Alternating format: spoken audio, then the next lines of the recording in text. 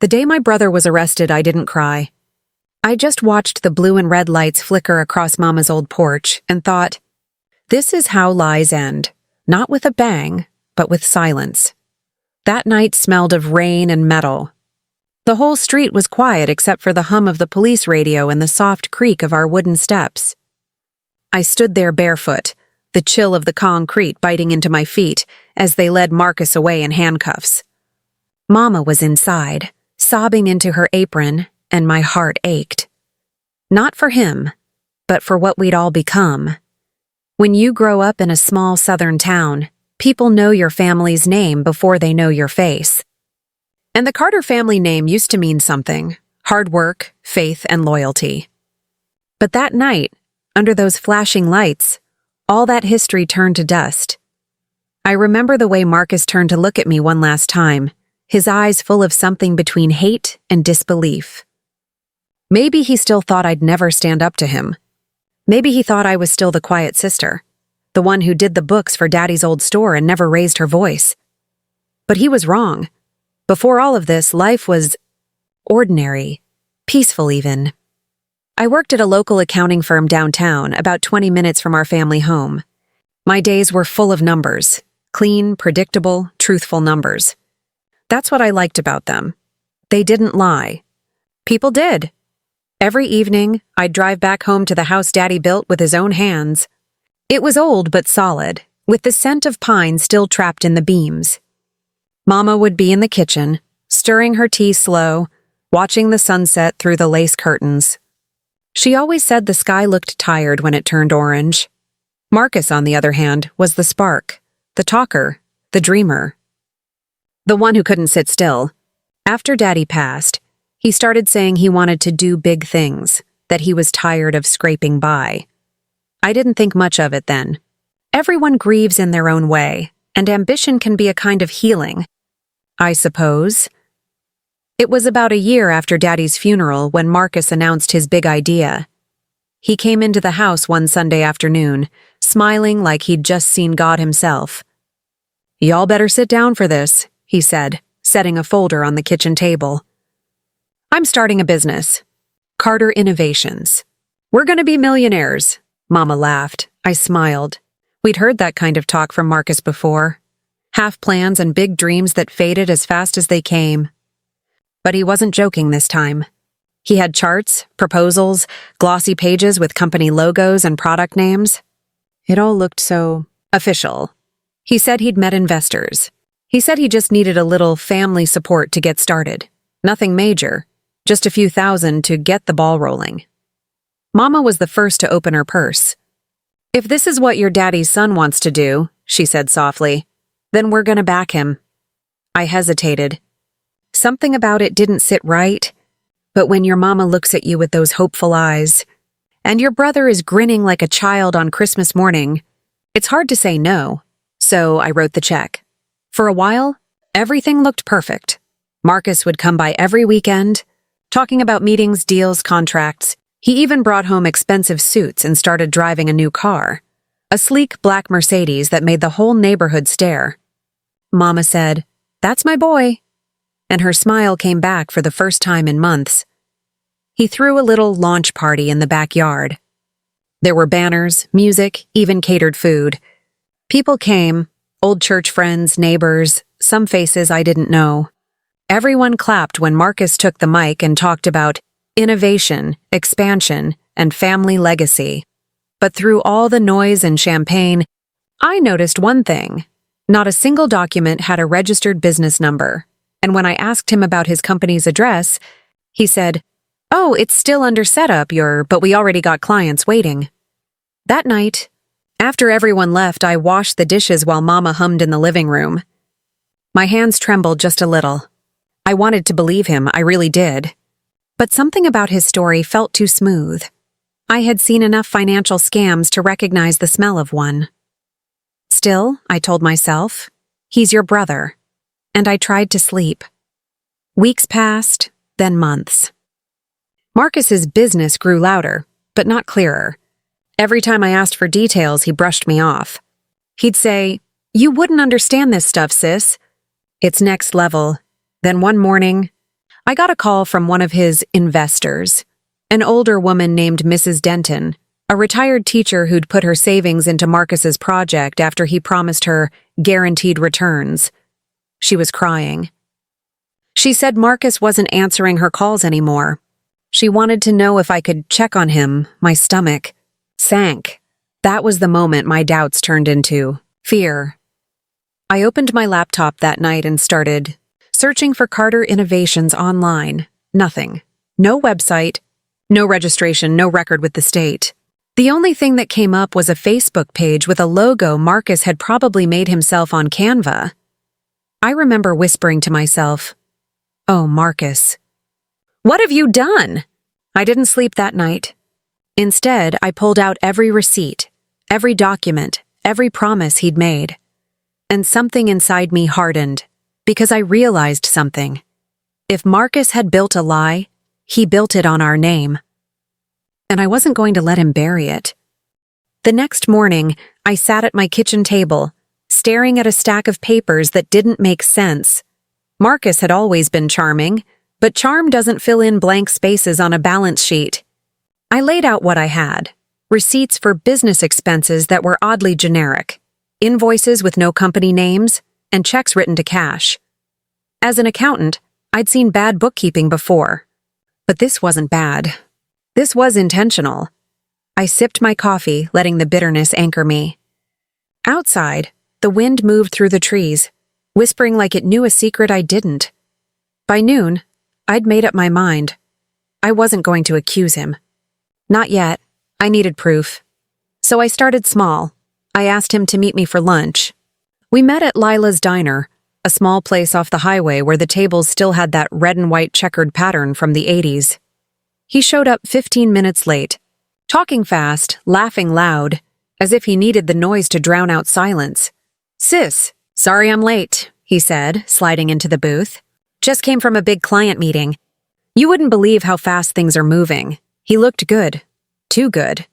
New watch, gold bracelet, shoes that cost more than my month's rent. I smiled politely. "That's great, Marcus, so tell me more about this big client of yours." He waved his hand dismissively. You wouldn't know them. Tech folks, out west, big money." I nodded, but inside my mind was taking notes. "No names, no details, just noise. Do you have any paperwork yet? Maybe I can help review it, you know? Make sure you're not missing any tax steps." He froze for a split second. A small flicker, almost invisible, but I saw it. Then he smiled again. "Nah, I'm good. I've got my own accountant now. You don't need to worry about all that boring stuff." My brother had never used the word boring for numbers in his life. He used to sit beside Daddy in the store, counting coins like it was magic. Something was wrong. That evening, I visited Mama.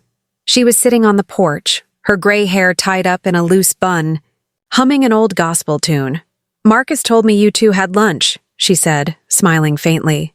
"He's such a go-getter, isn't he?" "I'm proud of him," I forced a smile. "He sure is, Mama." But I couldn't tell her the truth. Not yet. Her heart had already carried too many losses. Losing Daddy, then watching Marcus fill that empty space with ambition. It gave her something to hold on to. I couldn't take that from her, so I stayed quiet. But silence has a way of turning into noise inside your head.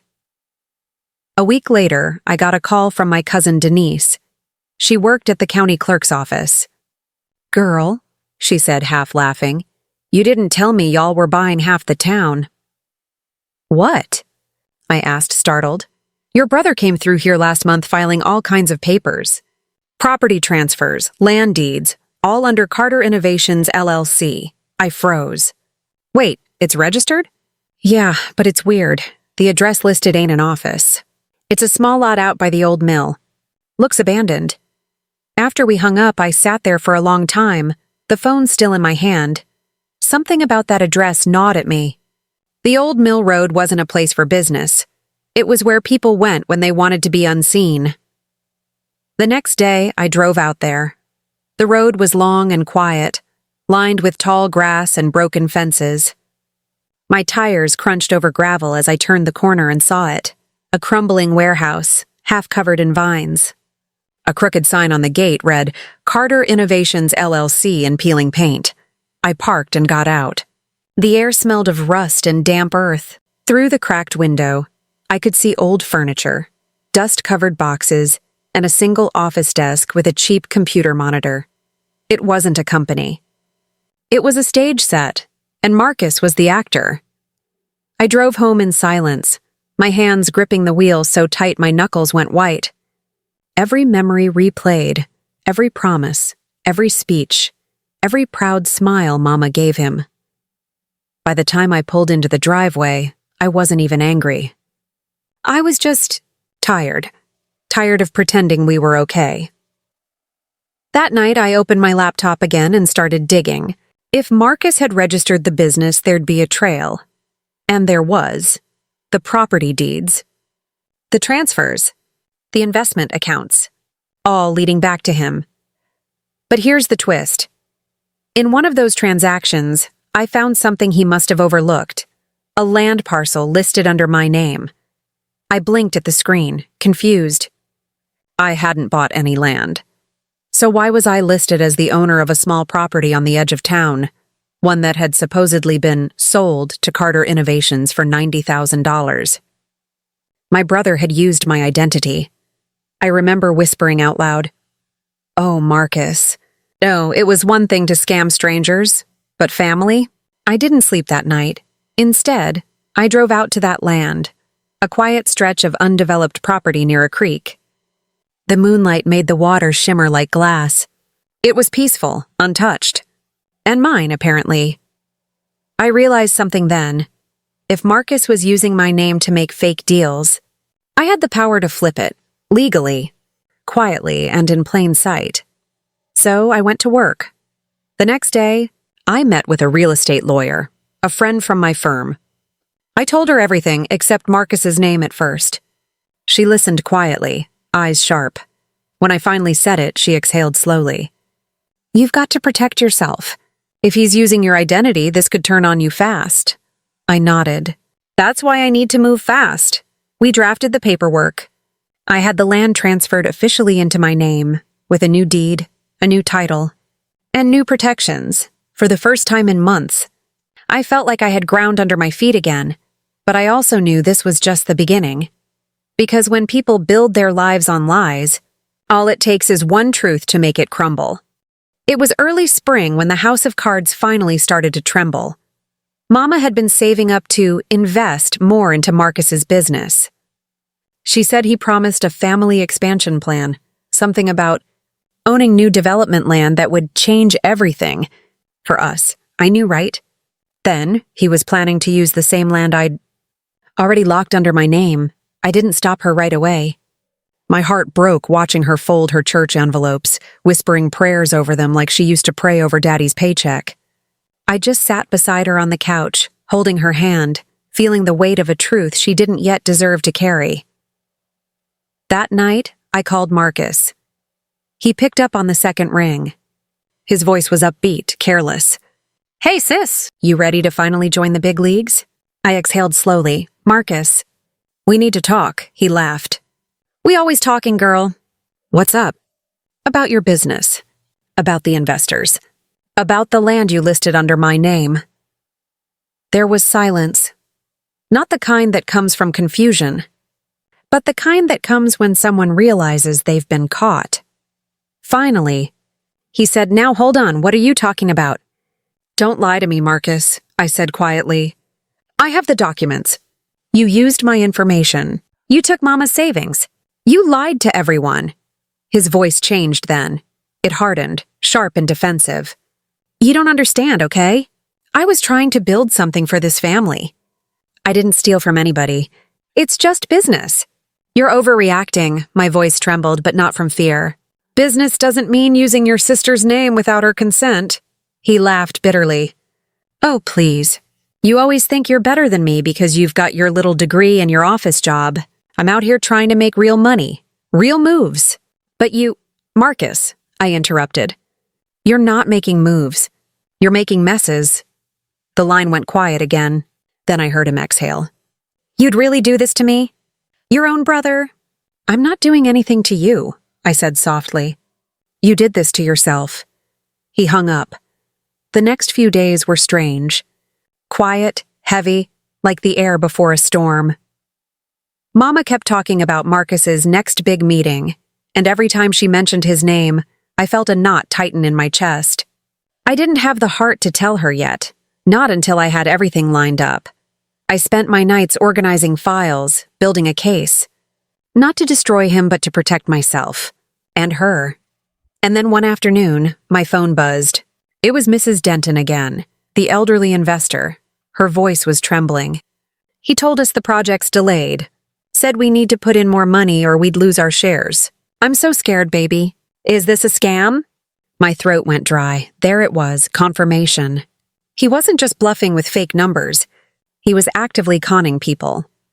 I met with Mrs. Denton and 2 others at a cafe the next day. They were all older, all trusting, all convinced Marcus was a good man who fell on hard times. I hated that they still saw goodness where there was manipulation. I showed them the documents, the fake deeds, the transfers. Mrs. Denton began to cry quietly into her napkin. It was one of the hardest things I've ever witnessed. After that, there was no turning back.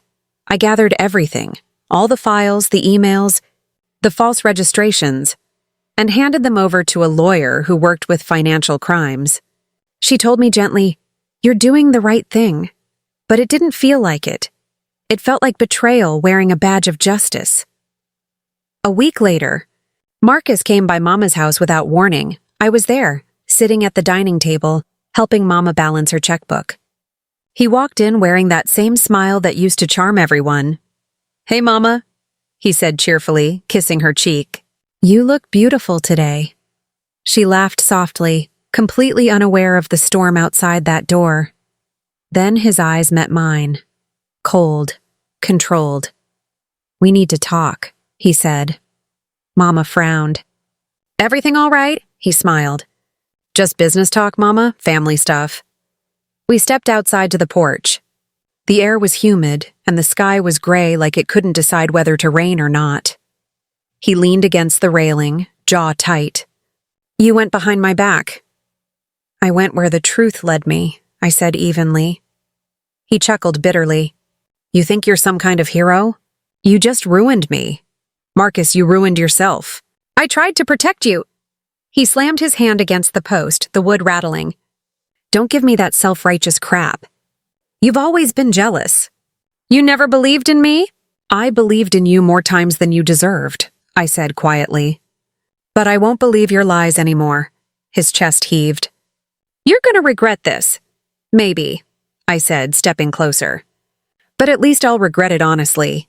He stared at me, his eyes burning with something between rage and pain. Then he turned, walked down the steps, and drove off without another word. I knew then that our bond, whatever was left of it, had snapped. 2 nights later, the call came. Law enforcement had raided his accounts. They'd found enough evidence to arrest him for fraud and identity theft. When they came for him, he didn't resist. Just looked stunned, like the world had betrayed him instead of the other way around. Mama collapsed on the porch when she saw the police lights. I held her, whispering through her sobs, "It's gonna be okay, Mama. It had to come to light." But my own eyes burned. Watching him in handcuffs, I didn't feel triumph. I felt hollow. That's the thing nobody tells you about justice. It doesn't always feel good. Sometimes it feels like grief dressed up in truth. When he turned to look at me that night, there wasn't anger anymore. Just disbelief, maybe even heartbreak. And I think that hurt me most of all, because beneath all his lies, he was still my brother. That night, when the street fell quiet again, I sat alone in the living room. The house smelled like Mama's lavender oil and rain. I could hear the ticking of the wall clock, steady, unforgiving. I looked down at my hands, the same hands that once held his when we crossed the road as kids. And I whispered, "I didn't want this, Marcus, but you left me no choice." Sometimes doing the right thing doesn't make you a hero. It just makes you the last one standing in the wreckage. The morning after Marcus's arrest, the house was silent in a way that didn't feel peaceful. It was the kind of silence that pressed against your chest, thick, heavy, and full of things no one wanted to say. Mama stayed in her room most of the day. She didn't eat, didn't talk, just stared out the window, rocking slowly in Daddy's old chair. The sound of that chair creaking became the soundtrack of our grief. I kept busy, cleaned the kitchen, answered the phone, handled the calls from the police and lawyers. Every ring made my stomach twist. Word travels fast in small towns, and by noon, everyone knew. The same people who once clapped at Marcus's launch party were now whispering his name like it was a curse. But no one saw me pacing the kitchen floor at 2 a.m., wondering if I'd done the right thing. No one saw Mama's tears, or the empty plate she left untouched. They just saw headlines. 3 days later, I went to visit Marcus at the county jail. It wasn't something I planned, more like something my heart wouldn't let me ignore. I needed to see him one more time, without the noise of the world between us. He looked smaller somehow, sitting there behind that glass. His once perfect haircut had grown out uneven, and his hands fidgeted on the metal table. But his eyes, those same eyes I'd known since childhood, were still sharp. Still Marcus. When he saw me, he smirked. "You finally got what you wanted, huh?" I didn't answer right away. I just watched him, searching for the brother I used to know. "I never wanted this," I said softly. "I wanted you to stop." He leaned back, scoffing. "Stop what? Trying to make something of myself? You act like I'm some criminal." "Marcus, you are one," I whispered. The words trembled even as I spoke them. "You stole money, used people's names, forged signatures, mine included." He looked away, jaw clenched. "You think you're better than me because you followed the rules.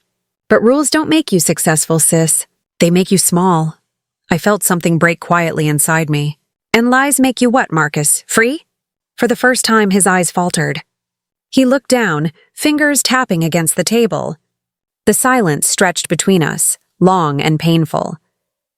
Finally, he said, "I didn't mean for it to go that far. I wanted people to see me, to believe in me." That was the first honest thing he'd said in months. I nodded slowly. "You could have had all that, Marcus. You just had to earn it," he didn't respond. When the guard came to end the visit, I stood up. My hands trembled slightly, but my voice was steady. "I hope you find peace in there." "I really do." As I walked away, he called after me, his voice raw, cracked. "You ruined me, sis!" I turned once, just once, and said, "No, Marcus." I saved what was left of us.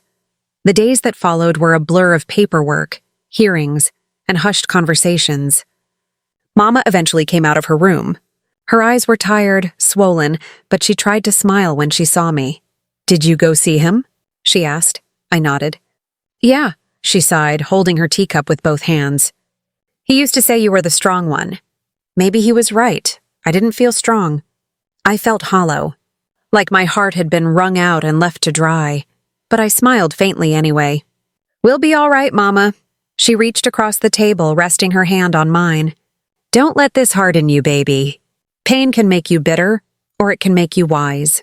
Choose wisely." Her words settled deep in me, soft but sharp, like truth always is. About a month later, I got a call from the real estate lawyer. "The land you secured in your name? It's gaining value fast.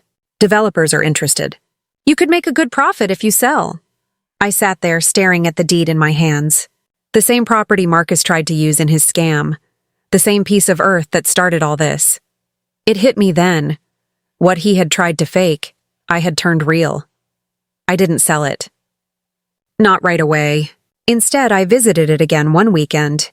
The quiet stretch near the creek, wildflowers growing along the edge. I stood there for a long time, watching the wind move through the grass. It was peaceful in a way my heart hadn't felt in months. That land wasn't just soil. It was proof. Proof that truth, though painful, could still plant something lasting. I decided to build on it. Not an office, not a mansion. A small community garden, a space for women in town who'd lost things too. their savings, their trust, their peace. It felt right. It felt healing. Months passed. Life, somehow, began to rebuild itself.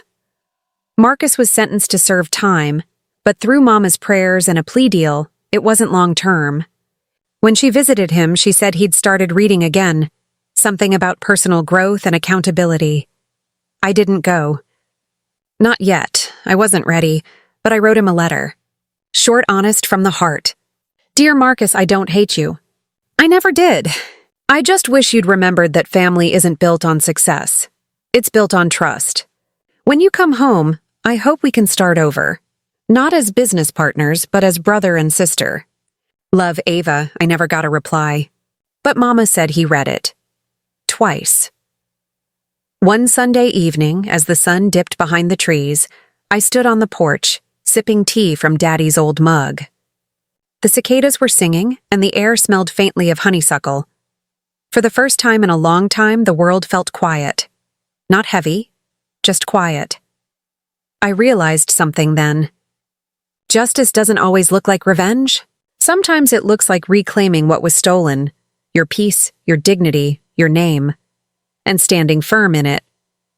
Marcus lost his freedom. Mama lost her illusions. But I found something deeper, the power of truth, even when it hurts. When I looked out toward the horizon that evening, I thought of Marcus, not the man in handcuffs, but the boy who used to chase fireflies with me in the backyard. I whispered into the wind, I forgive you, brother. But I won't forget, and maybe that's what growth really is. Not erasing the pain, but letting it turn into something that can breathe again. The news spread faster than wildfire through our small town. You couldn't buy a loaf of bread or pump gas without hearing someone whisper, "Did you hear about the Carter boy?" At first I hated it. Every sideways glance at the grocery store felt like a judgment, like they thought I'd been part of it too. I caught whispers. Bless her heart, that poor sister. She's the one who turned him in, you know. But gossip doesn't carry the whole story. People didn't see the nights I sat awake, replaying every decision that led us here. They didn't see the way Mama's hands trembled every time someone mentioned his name. Still, I learned to keep my head high. One morning at the diner, old Mr. Hollis, who used to tease Marcus about his big talk, called out to me. "Miss Ava," he said, tipping his hat, "you did what needed doing. Ain't easy holding family accountable, but truth's still truth." For the first time, I didn't feel shame. I felt seen. At church that Sunday, the air was thick with unspoken words. The choir sang slower than usual, and every prayer felt like it was meant for us. When the service ended, Pastor Reynolds called me over. He said, "Ava, the Lord never promised peace without pain. Sometimes he breaks what's false so he can build what's real." I nodded, swallowing the lump in my throat. "It just feels like everything's broken right now." He smiled kindly. "Then that means it's time to start building." I didn't realize how much I needed to hear that. After the service, people came up one by one, Mrs. Denton among them, her eyes still tender from everything she'd lost. She hugged me tightly and whispered, "Thank you for saving us. I might have lost my savings, but you helped me keep my faith." That hug. It melted something cold inside me, because I'd spent so long feeling like the villain in my own family story. I'd forgotten that sometimes being the truth teller doesn't make you cruel. It makes you courageous. Marcus's sentencing was quiet. The courtroom smelled like paper and tension. He wore a simple gray suit, his wrists free but his future bound. Mama sat beside me, her hands folded tight around her Bible. When the judge read the charges, fraud, identity theft, misappropriation, I heard the words, but they sounded far away. Like echoes in a hollow room. Marcus didn't look at me once. Not when they spoke, not when the gavel hit, but after the hearing, when the crowd began to shuffle out, he turned, just slightly, his eyes finding mine. For a split second, I saw him again. Not the schemer, not the liar, just my brother. And in that moment, I smiled. A small, sad smile, because I wasn't angry anymore. I was done carrying that weight. Life after the trial took on a strange rhythm. Mama started volunteering at the local shelter, said she needed to give where the world had taken. And I, quietly, kept tending to the garden on the land Marcus once tried to use for his scam. It had grown beautifully, rows of herbs, flowers and vegetables tended by women from all walks of life. Every time I saw a woman smiling with soil on her hands, I thought about how something born from deceit had blossomed into healing. One evening, a reporter from the local paper came by. She wanted to write a piece about rebuilding after betrayal. I almost said no. I didn't want my pain turned into headlines again. But then she asked, "What would you tell people who've been lied to by someone they love?" I thought for a moment and said, "Don't confuse forgiveness with permission. You can forgive someone and still never let them hurt you again. Forgiveness is for your soul, not their comfort." She nodded, eyes glassy. That line ended up being the headline of the article. When it ran the next week, people stopped me in town, not with pity, but with respect. One woman said, "Your story made me confront something in my own family. Thank you." And just like that, my pain had a purpose. One afternoon, months later, Mama got a letter in the mail. It was from Marcus. Her hands shook as she opened it, tears already welling in her eyes. She read it silently, then passed it to me. "Dear Mama and Ava, I've had a lot of time to think in here. I blamed the world for what I did, but really I was just scared. Scared to fail. Scared to be ordinary. I wanted to make Daddy proud, but I forgot what made him proud wasn't money. It was honesty. Ava, I know you probably don't want to hear from me, but thank you. You saved me from becoming something worse than a criminal. A man without a conscience. Tell Mama I love her. Marcus." The paper trembled in my hands as I read. I didn't cry. Not because I wasn't moved, but because for the first time, his words felt real. Honest. I looked at Mama and said softly, "He's finding his way back." She smiled through her tears. "We all are, baby. We all are." That night I sat on the porch again, same spot where I'd watched the police lights flicker months before. The stars were brighter now, the air warmer, softer. I thought about everything that had happened, the lies, the loss, the pain, the growth. And I realized, family doesn't always heal the way you expect it to. Sometimes it breaks apart so it can rebuild on truth. And truth, once it takes root, grows stronger than any lie ever could. When the clock struck 9, I whispered a quiet prayer. Not for revenge, not even for justice, just for peace, because I'd finally learned that peace isn't something you find after the storm. It's something you build in the wreckage, and I was still building. Months passed, and life found its rhythm again. Not the same as before, but gentler, wiser. The town moved on, the gossip faded, and so did the sharpness of my pain. Every morning, I'd wake to the smell of fresh coffee and lavender from the garden drifting through the kitchen window. That garden had become my sanctuary, a place where the world finally felt still. The land I'd bought, the one Marcus once used in his lies, now held small greenhouses, benches, and laughter. Local women came there to plant, to heal, to talk about what they'd survived. Broken marriages, lost money, old wounds. Somehow, we all found pieces of ourselves in that soil. I named it Grace Haven, because that's what it felt like. A quiet kind of grace that grows even in broken ground. One afternoon, I was watering the hydrangeas when a black sedan pulled up by the gate. A young man stepped out, holding a small box wrapped in brown paper. He looked nervous. "Are you Ms. Ava Carter?" "Yes," I said, setting down the hose. He handed me the box. This was sent from the correctional facility. Marcus Carter asked that I deliver it personally. I hesitated, my heart knocking softly against my ribs. After he drove off, I sat under the porch light and untied the twine. Inside there was a wooden carving, rough but beautiful, of 2 hands holding a seedling. Beneath it was a note, handwritten in Marcus's careful script. Ava. Thought you might like this. Something about planting hope where the roots were cut. I'm learning carpentry classes inside. It's slow work, but honest work. For a long moment, I couldn't speak. I just traced the lines of the carving, feeling the ridges of each hand, his hands, trying to create something instead of destroy. Mama came out with 2 cups of tea, her nightrobe brushing softly against the wood of the porch. When she saw the carving, her lips trembled.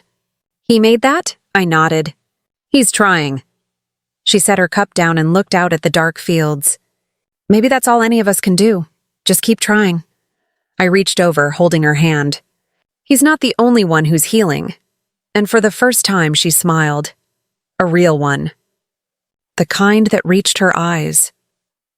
In the months that followed, we began writing Marcus letters every week. Sometimes we'd get one back, sometimes we wouldn't.